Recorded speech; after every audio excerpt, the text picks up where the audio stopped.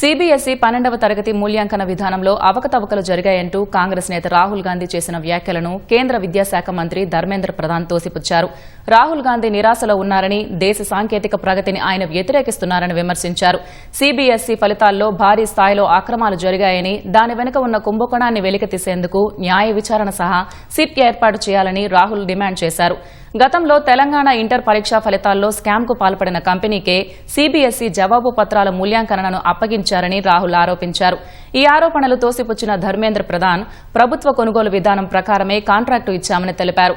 ఏవైనా అక్రమాలు జరిగినట్లు తేలితే ఎవరిని వదిలిపెట్టబోమని హెచ్చరించారు. ఎన్నికల్లో వరుస ఓటముల వల్లే రాహుల్ ఈవీఎంలను, డిజిటల్ ఇండియాను వ్యతిరేకిస్తున్నారని విమర్శించారు. విద్యార్థులు పరీక్షల అంశాలను రాజకీయం చేయవద్దని మంత్రి కోరారు. సీబీఎస్ఈ 12వ తరగతి మూల్యాంకన ప్రక్రియలో కొన్ని లోపాలు తమ దృష్టికి వచ్చినట్లు తెలిపిన ప్రధాన్ త్వరలో రీవాల్యుయేషన్ ప్రక్రియను ప్రారంభిస్తామని చెప్పారు.